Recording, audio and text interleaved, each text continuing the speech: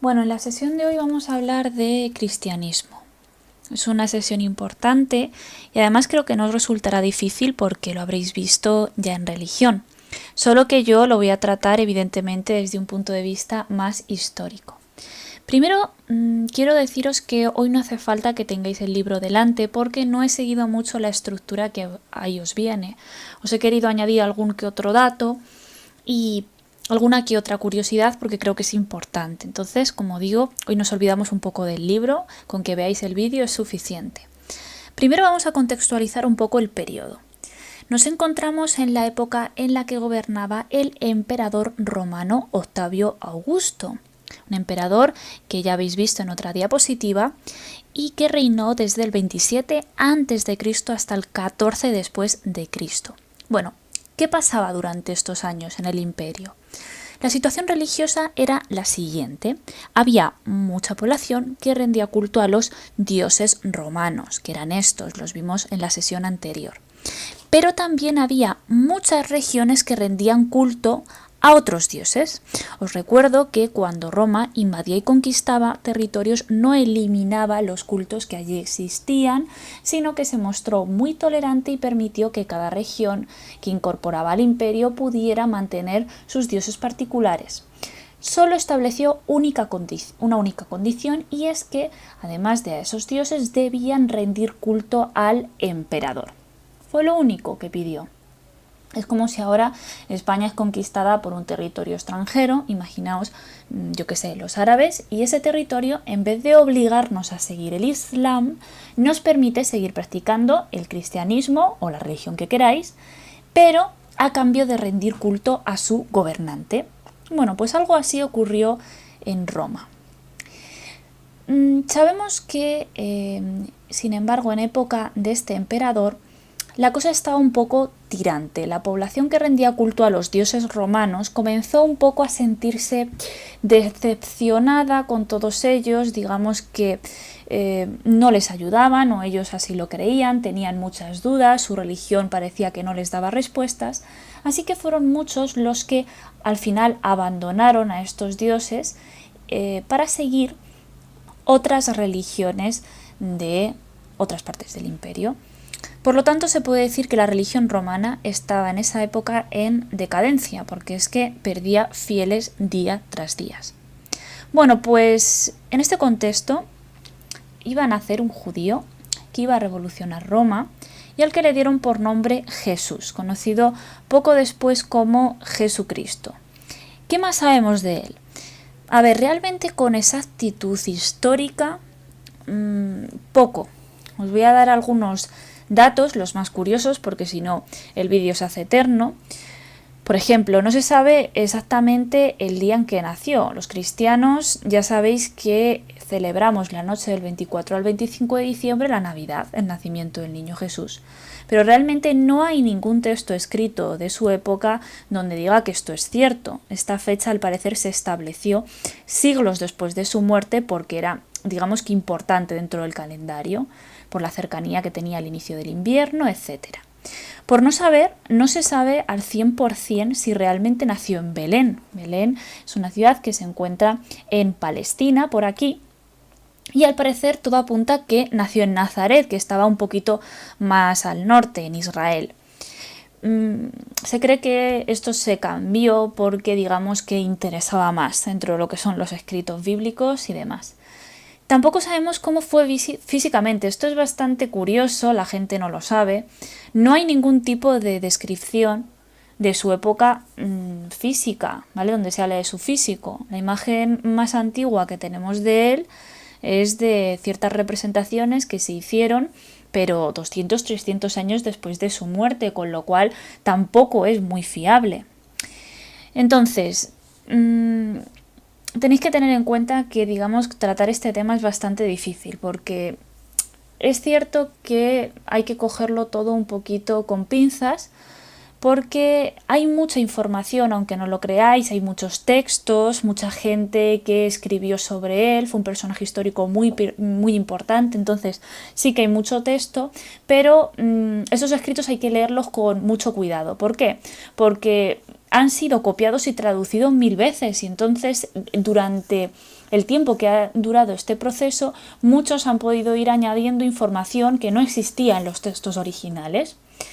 Y por eso os digo que es complicado. En cualquier cosa sí que hay cosas que podemos señalar y que se saben con exactitud. Por ejemplo, sabemos que tuvo hasta 4 hermanos y 2 hermanas, y sabemos que predicó una nueva religión cuando tendría aproximadamente unos 30 años de edad y que defendía pues cosas que ya sabéis, por ejemplo, la existencia de un único Dios, por lo tanto, nada de politeísmo, hablaríamos de monoteísmo.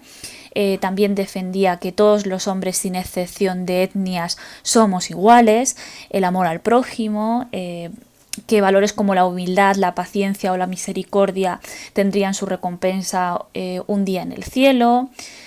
También evidentemente sabemos que por esto fue perseguido y condenado, y que todos aquellos que le siguieron fueron también durante más de 250 años perseguidos y condenados.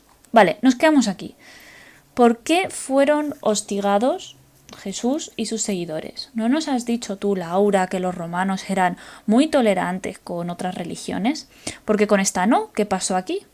Bueno, primero porque Jesús se proclamó hijo de Dios. Entonces esta afirmación, digamos que era demasiado valiente. Luego que los seguidores de Jesucristo no quisieron rendir culto al emperador, que ya sabéis que fue la única condición que había puesto Roma. Y luego es que en general esta religión supuso muy pronto un problema para Roma. Los cristianos, por ejemplo, se opusieron y criticaron duramente la vida cómoda que llevaban unos pocos en Roma, aprovechando el sacrificio de muchos. Incluso llegaron a ir anunciando que la religión romana estaba totalmente acabada, con lo cual desde un principio las autoridades romanas quisieron acabar con ellos.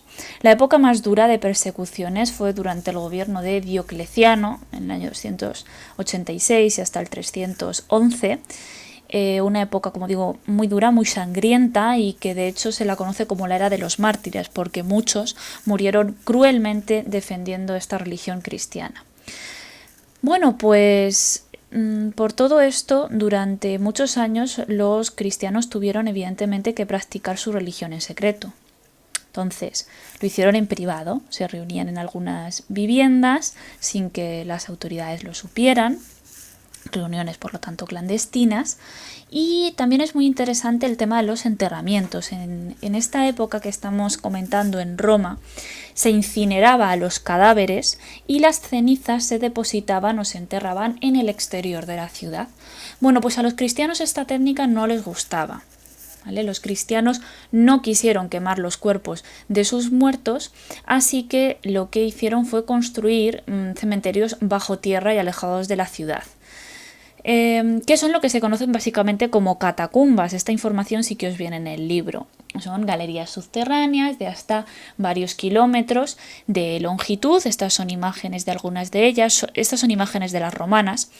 Y en estas galerías lo que hacía era practicarse o excavarse una fila de nichos, y en cada uno de ellos se enterraba un cadáver y luego se cerraban con lápidas de mármol o de barro y se grababa el nombre del difunto.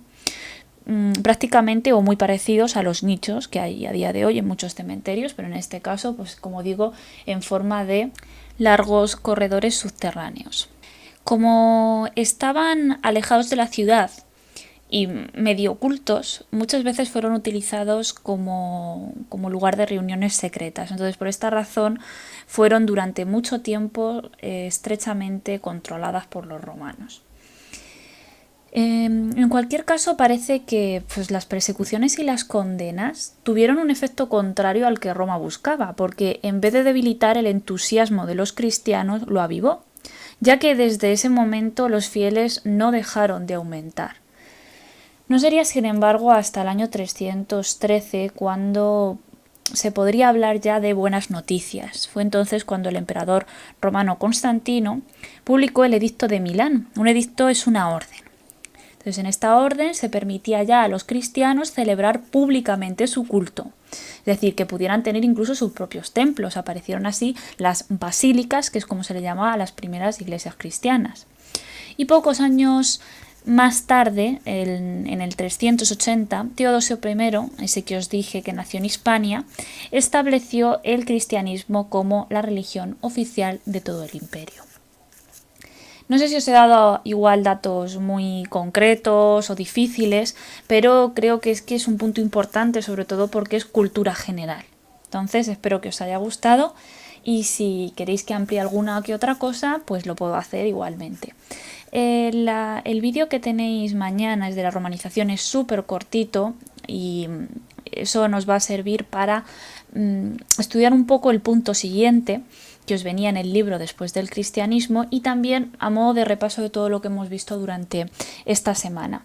Si tenéis algún tipo de duda de los trabajos y exámenes que estáis haciendo, ya sabéis que me lo podéis escribir, pero si es importante, por favor, hacerlo en el tablón o directamente en el correo electrónico.